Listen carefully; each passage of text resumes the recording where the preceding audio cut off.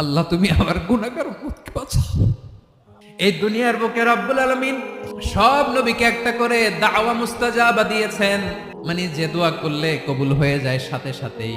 দুনিয়ার সব নবীরা ওই দোয়াটা দুনিয়ায় করে ফেলেছে। বিশ্বনবী বলবেন, আল্লাহ ওই স্পেশাল দোয়াটা দুনিয়াতে করি নাই, আজকে আমি তোমার দরবারে দাঁড়িয়ে কিয়ামতের দিন ওই দোয়াটা করছি। আল্লাহ আমার যে উম্মতের হৃদয়ে যাররা পরিমাণ ঈমান আছে, আমার একটা উম্মতকেও তুমি জাহান্নামে ঢুকাতে পারবা না। বিশ্বনবী পাগলের মতো একবার হাউজে কাউসারে যাবেন, একবার সিরাতে যাবেন, একবার পুলসিরাতের দিকে, একবার হাউজে কাউসারের দিকে পাগলের মতো দৌড়াতে থাকবেন, তার কোনো গুনাহগার উম্মত যাতে জাহান্নামে ঢুকে না যায়। উম্মতি বিশ্বনবী আমার জন্য কাঁদবেন, আপনার জন্য কাঁদবেন, আমাদের জন্য সেদিন কেঁদে কেঁদে জাহান্নামের দরজায় দাঁড়িয়ে আমাদেরকে টেনে টেনে জান্নাতে ঢুকাবেন।